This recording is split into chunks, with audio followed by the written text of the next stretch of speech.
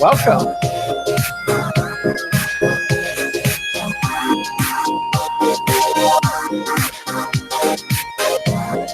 It is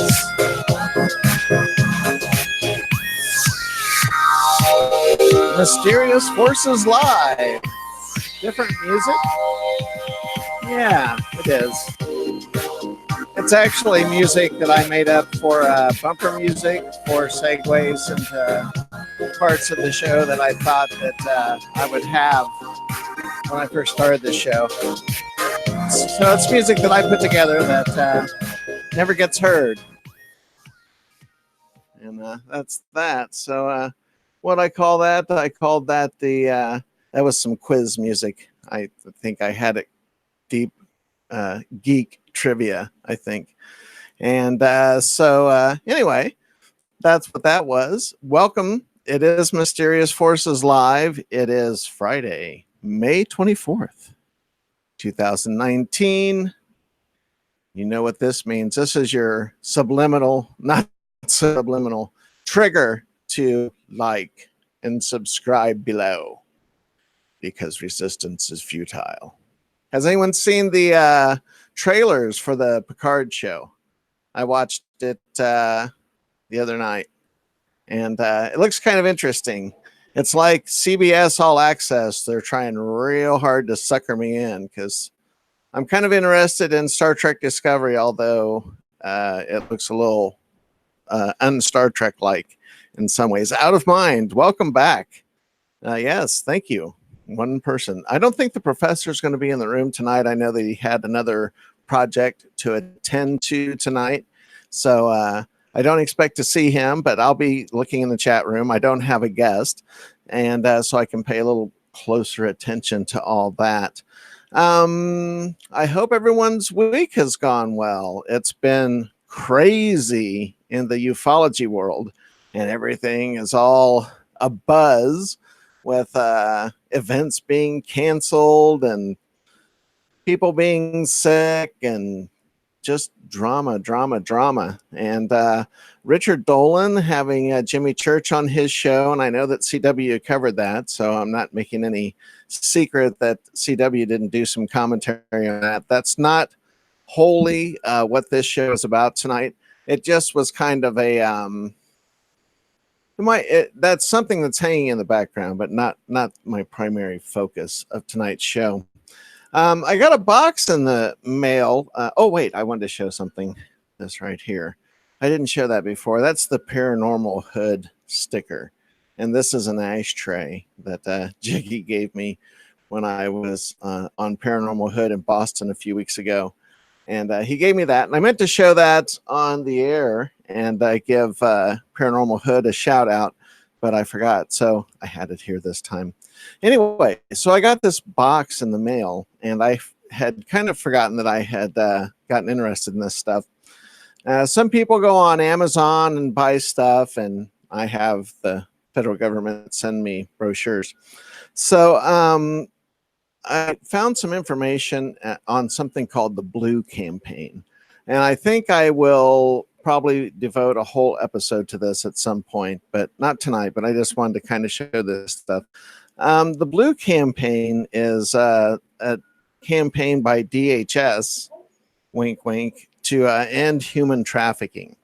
And they have these brochures that talk about the signs and symptoms of human trafficking. And they sent me these little plastic cards to hand out, which has the what to look for. Human trafficking victims look like anyone else, male, female, all ages, all demographics. And so I was a little bit disturbed to see at the top of this one, it says victim support NGO, comma, faith-based group. And so I wondered if that was part of the Trump administration spending government dollars with faith-based groups so that they can make a buck.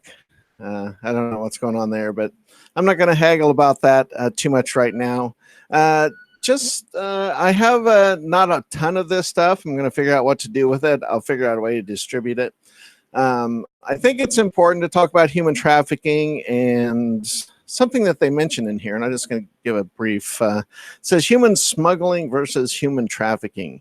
Human smuggling and human trafficking are different crimes. Human smuggling is the illegal movement of someone across a border. Human trafficking is the illegal exploitation of a person. And I remember when I lived in Southern California, there was kind of an underground campaign that if someone held up their palm and they had a black dot on their palm, that meant that they were asking for help because they were being trafficked, but they were with someone that was dangerous or could stop them. And so they're not listed in this material, but that's kind of that was on the down low in Southern California. And so this is, I'm not always super trustful of the federal government, but I'm deeply interested in the topic of human trafficking. And once again, you know, this is a lot more likely to be like women that you see working in nail salons or massage parlors, maybe more so than just, you know, whatever else you might imagine it to be. UFO Gandalf, hello. Pursuing X is here. The professor's in the house. Welcome, welcome everybody. So yeah, I will get on with tonight's topic. I just kind of wanted to talk about that for a second. So I listened to the Richard Dolan, Jimmy Church interview. I've been going over CW's preaching, his pontificating. I don't mean that in a bad way. I mean it in a good way. By the way, in the crystal ball, there's nothing different about that at all, is there? In the crystal ball earlier tonight, I saw CW and Kelly together, and I saw palm trees.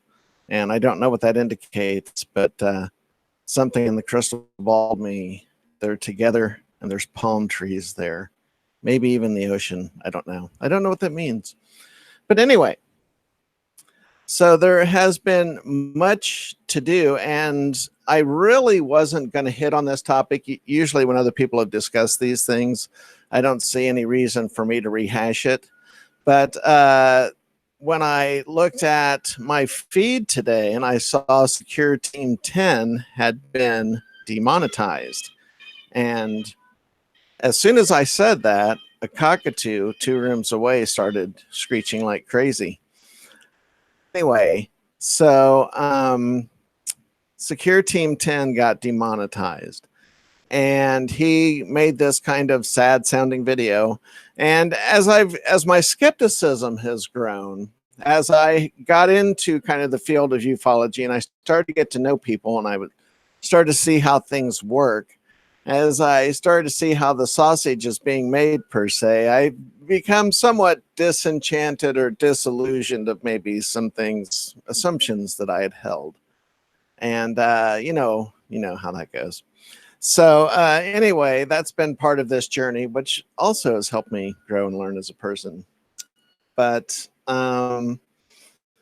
so this idea that Secure Team 10 with over 2 million subscribers suddenly gets demonetized, and they told him that, and I'm not even saying this in support of him, like I was really a big supporter of Secure Team 10. I've always been kind of a fan just because I thought that the music was good and the way that he edited his videos was really slick. And even if the content itself was sometimes weak, even his delivery of the content, even though it was kind of weak sometimes, everything looked so good. I was like, it still entertained me. So, I've always admired Tyler's technical work on that end. And I just couldn't believe it, because if you watch CW's show, he contends that Jimmy Church may have painted outside of the lines with YouTube by, and this is just an assertion, this is speculation, this is not a fact or anything like that. CW was asserting that his familiarity with the YouTube rules and terms and conditions said that Jimmy couldn't use YouTube to privately broadcast to his own channel, not give the public access. Some convoluted system of that. And Dolan wound up talking to him about that. And so this happens to Jimmy Church. Suddenly Secure Team 10 is demonetized because they said that he had missing tags or thumbnail titles. Take your pick. And Tyler had asked for some Twitter action to get people to support the channel. And I did. Not so much because I totally see the content, but I think he has a right to make money on his videos. And I think it's wrong for YouTube to have nurtured him along this whole time and for years and used his viewership to play their advertising and to get their numbers up and use the content to enrich themselves and then pull the rug out from under him. It's wrong. Whether you agree with the content or not, whether you like Tyler or not, whatever, it's still wrong. And I just felt like I had to speak out about this. It made me kind of wonder about my show. But, I've always said it's entertainment. That is the category. And it's getting to be where if people speak about 9/11 conspiracies or other kind of fringe topics in terms of conspiracies, they're getting demonetized or they're getting the videos pulled down. And I know that CW had touched on this, and I had been thinking this and saying this to other people long before that, months ago. And this is my assertion. I'm kind of dancing around all this. I think that YouTube, Google, Facebook, Instagram, all these platforms are private property. And just because they have become ubiquitous doesn't mean that suddenly we can all glom onto the intellectual property of that. I still think that Google, subcategory YouTube, Facebook, Instagram, Snapchat, I think they all have a right to say who is and isn't on their platform, no matter how popular it is, because it's a private enterprise. And I don't think we should treat this stuff like a public utility. What we should have right now is a growth in competition. This is when the capitalist system might come in handy. If we'd get some competition and have someone develop some other platforms and change the rules. And I know that people are trying. When I first started doing this show, I was doing research and I went to a platform called minds.com. And it was kind of interesting, and they were very much free speech. So there was like some white supremacy, racist shit on there that you could find, as well as UFOs or whatever else. And it was the Wild West. Whatever you said goes on minds.com. And they had a cryptocurrency tie-in. And I think that On Stellar kind of saw Minds, but thought that they could cater to a paranormal / UFO crowd and / New Age. And they kind of tried the same thing. And I never was taken with Minds or On Stellar. I tried, but the way the content flowed was so kind of clunky. And like Facebook or hate Facebook, the way that the feed flows and the way that the feed flows on YouTube so you can see what's been released, there's just something about that. The research, they know that appeals to our brain, right? So it's easy to select, easy to browse. There's something about that format. So even though I admire these other platforms on Stellar, Minds, and I'm sure that there are others, and if there are others that you know about, write them down in the live chat, and I'll be taking a peek at that here in a second. I'll go back and I'll see if there are any questions being asked. But anyway, so being demonetized doesn't mean that you're being censored, because you're still allowed to say what you're saying on the platform, at least for now. And I think that might even depend topically. I don't have any statistics on how many 9/11 truth videos have been pulled or been demanded to be taken down off of YouTube. Again, if someone has those statistics, please throw them out, because that would be interesting to know. But once again, because private companies built these platforms and developed this technology, they have a right to control it. And we may not like it, but that's just the way it is. So let's circle back around. We need innovation. We need competition. We need someone to get together and develop a platform where we can have,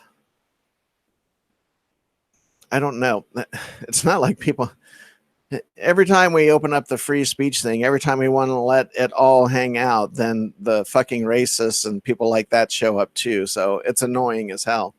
But maybe we need some different platforms with some different terms of service that will allow for these topics. You know, I remember, you know, I'm older, I'm in my early 50s, but when I was a kid, if I went up to any counter at any restaurant and I wanted a soda, I would ask for a Coke. And Coke meant anything. It didn't mean Coke, Coca-Cola specifically. That meant Coke, Pepsi, whatever cola product it is that you're serving. I want one, but I called it a Coke. Only when I got older did I realize there's Coke, there's Pepsi, there's Mr. Pibb. So Facebook and YouTube, Instagram, Snapchat, these have all become ubiquitous in this way, where when we say social media, you already think of those icons flash in your brain. If someone said social media, you're seeing the little F, you see the little bird, whatever social media you're using, those icons flash in your head. You know exactly what someone means when they say social media.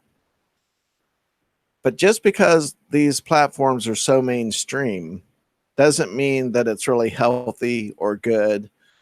And, you know, we're being exploited as users, right? We're not even going to talk about that. That's a whole other issue. But, you know, we're in some instances paying for the privilege of being exploited by them mining our data. And that's frustrating. But we're all kind of addicted to it. We love that interconnectivity. We love to be able to talk to our friend in Cambodia or Paris or New York or wherever. And there is an entertainment factor to it, right? I mean, let's get, you know, social media thing is all this serotonin rush and likes and all that shit. You know, aside from all that, it really has revolutionized our interconnectivity as a planet, as a global culture. And you know, I heard some talk that people were throwing in some globalist talk, like, you know, whoever's not for globalization is looked down upon. They're being censored. Are conservative voices being censored on these social media platforms? I personally don't think so. I see a lot of conservative material out there, and I see a lot of, you know, left-leaning material out there as well. I don't feel like there's any suppression of conservative voices on social media platforms. I think in some ways it's the radical left. It's the radical ends of the spectrum that tend to get marginalized and edged out. But, you know, maybe we need a new platform. We need something to compete with YouTube that will allow us to talk about UFOs. It's crazy that the whole system, because it's capitalism, and the reason that we're seeing this kind of disparity in the situation is you've got Joe Rogan, which is the hottest show on YouTube in terms of, you know, who gets views, the most watched podcast, all this shit. Joe Rogan is what it is, right? We all know what it is. It's the most successful damn thing out there right now. Everyone watches a little bit of Joe Rogan like it's a cultural phenomenon. He caught lightning in a bottle. And there's a bunch of us who are trying to catch a little bit of that lightning in a bottle ourselves, but it's difficult. But I digress.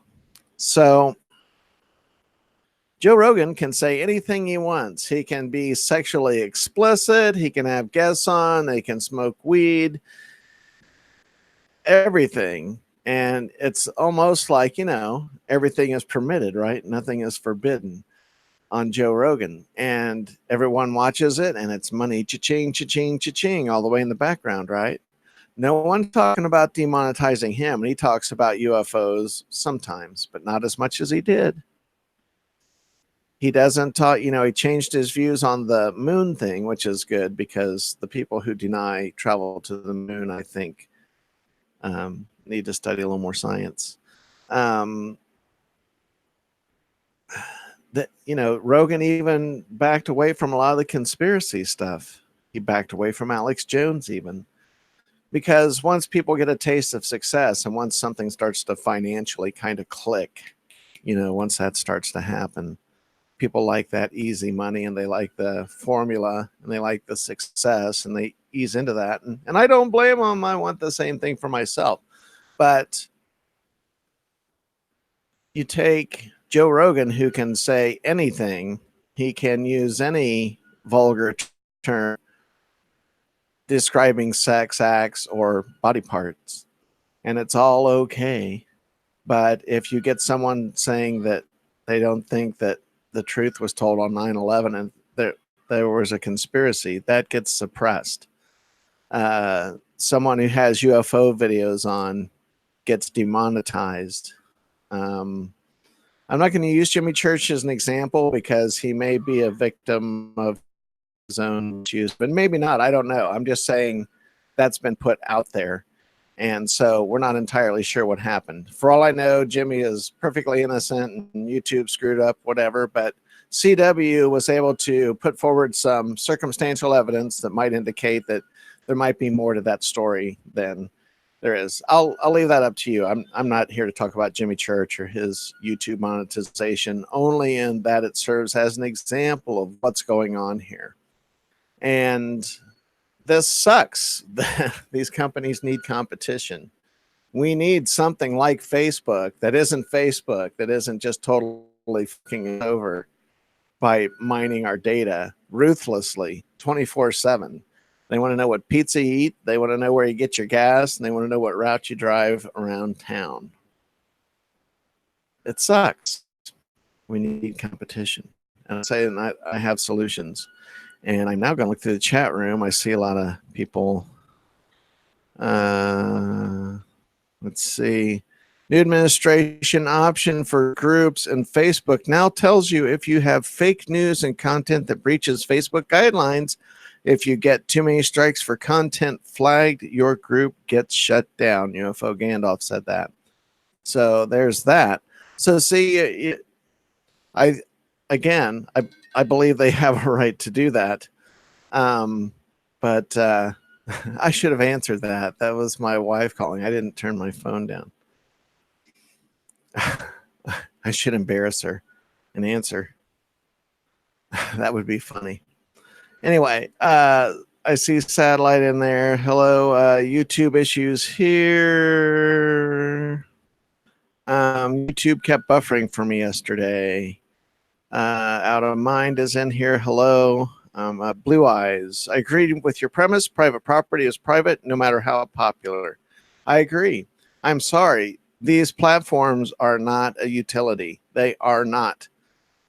And they never, perhaps, like, I can see access to Wi-Fi as a utility. Okay. That's kind of like water.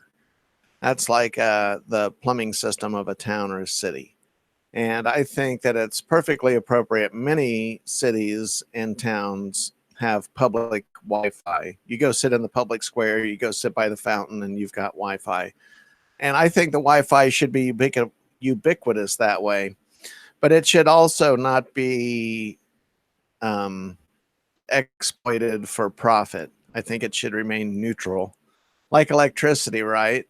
Electricity can either go into a home of a loving family. The electricity can go to the hospital to help save someone's life, or the electricity can go to the serial killer's house and help him do more evil deeds. Electricity is neutral.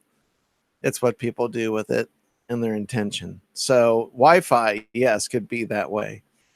But it takes a lot of research, development, and hardware to build these platforms. Can you imagine the servers and the people and the code and everything that it really takes?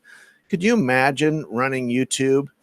If any one of us, and I'm going to tell you right now, I can't imagine what all it takes in totality to like run YouTube for 5 minutes. I have no fucking idea. So I don't think a lot of us do. That's why they're making the big bucks. But that's why it's expensive. And that's why you don't see competition pop up, because I don't even know enough about computers or code to know how much of what YouTube does or what Facebook does is proprietary, in the sense that they can have these kind of operating systems and it can only operate that way because somehow they got a patent on the code, or, you know, made that process proprietary in some way. And I'm starting to talk outside the edge of my knowledge about these things when I say that, but that's a possibility.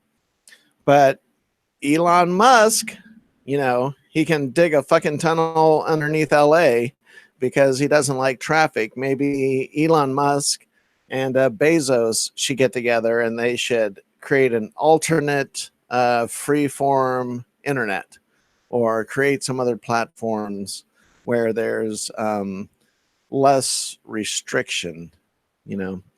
And once again, you know, honoring the First Amendment, and I know people don't like hearing that, but it's true.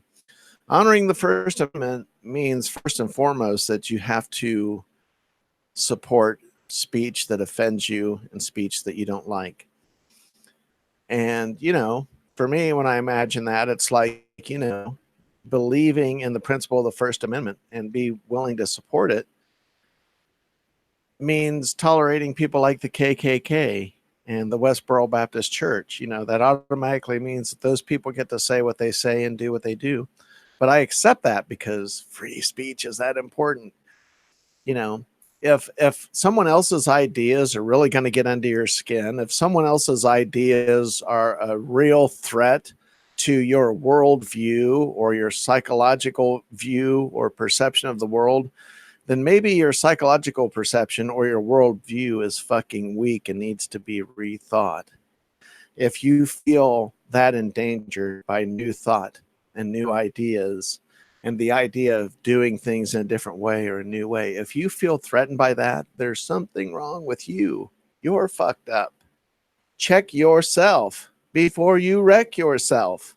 That's what you need to do. Go look in the fucking mirror and figure out what's going on, because that starts and ends with you. It's not like anyone is going to change the world. Well, I was going to say with a 9/11 truth video, but maybe they will. You know, maybe that is why it's dangerous, because they could change hearts and minds with the message. So I about said something stupid. As I followed through with that, I realized you're contradicting yourself. But we need platforms that allow this kind of free speech and dialogue. We don't need to have information suppressed. We need more access to information, not less access to information. And we should have some expectation of privacy and not being completely fucking exploited. You know, when you go out on a city street and you drive down the street and they're doing the facial recognition or the plate recognition, you know, software, they're running that shit, right? Well, at least not yet. City Hall isn't making up a roster of, you know, names and addresses and license plates and selling that off to private businesses, you know, and making a profit off your information. But, you know, if you went to the mall, would they have a right to do that? If you went into a mall, a privately held entity with all the shops inside, all the candy, the movie theater, the smell of popcorn, everything that you associate with the mall, what if they had facial recognition in there and they said, you're in our mall, so now we're going to take a picture of your face, we're going to figure out who you are, we're going to run down, we're going to create kind of a file, a demographic of you, and find out as much as we can about you because you're in our mall. Now, we might feel uncomfortable about that. We might not like the idea of that. We might feel like that steps on our privacy, but it's probably legal. I'm not saying that. I'm certainly not an attorney. But it's probably legal because you're on their property. They have a right to take your picture. There may be a limit to the right of access to private information about you, but they certainly have a right to take your picture. They have a right to kick you out. They have a right to probably enforce a dress code if they really wanted to. So we have to think about this. Public utility concepts versus private platforms. It's private property, private investment, private R&D went into creating these platforms. We need someone else to step up to the plate that will allow information and data and content to flow as easily and freely as it does on some of these more restrictive platforms. I'm going to take another quick look out of mind and every street on the way to the mall. I see Sherry. She's saying, hi, Jiggy. Jiggy, are you in there? You are. Thank you so much, Jiggy. At the top of the show, I was showing the ashtray. I don't know what I did with it. So here we are. You know, and to disagree with some of Dolan's premise is just because they demonetize your channel, that's not censorship. That just means they're not going to let you make money off of it anymore.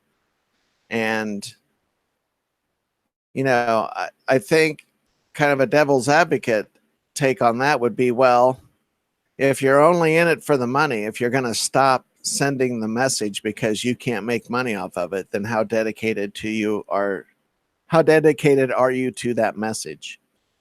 If not being paid for that message suddenly means you're not going to do it anymore, what's your motivation? Like I said before, I don't think there's anything wrong with making money off this. You know, I've wanted to monetize this show, and I'm just behind Richard Dolan in subscribers. He's got 63,000 subscribers, and I've got 62,000. No, it's not true. I'm just under. I'm 22 short of 500. So like and subscribe if you haven't already.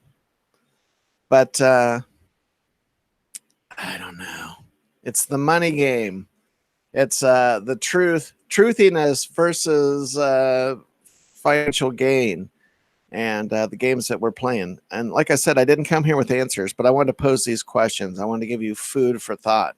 Think about these topics. Think about this as we move forward.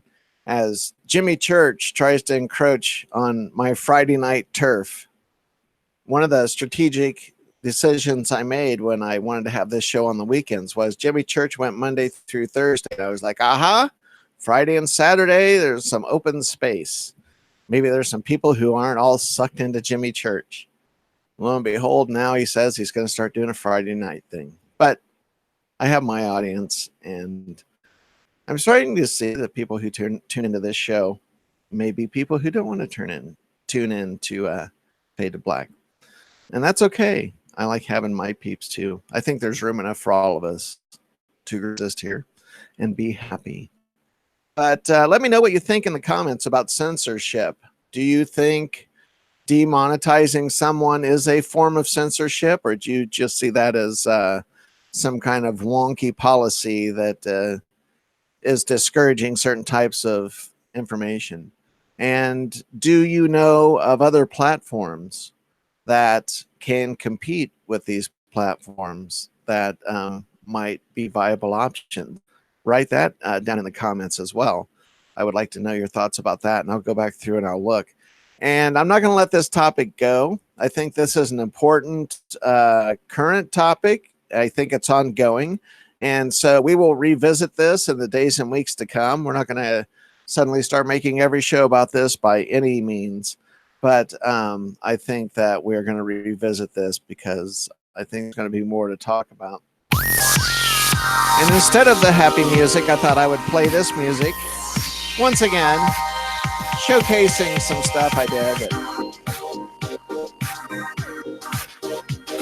Doesn't that make you want to like drink an adult beverage and smoke an adult cigarette and just chill out. Friday night chill. I like this part.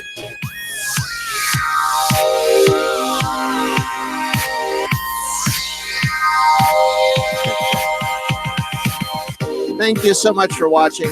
I appreciate your time and attention. I will be back on here live tomorrow night. I might even have a guest. Who knows? We'll see how it goes. But thanks, everyone. Jiggy, everyone else that's in the chat. Thank you for tuning in. This is Mysterious Forces Live. Thank you so much. Be good to each other out there, please. Bye.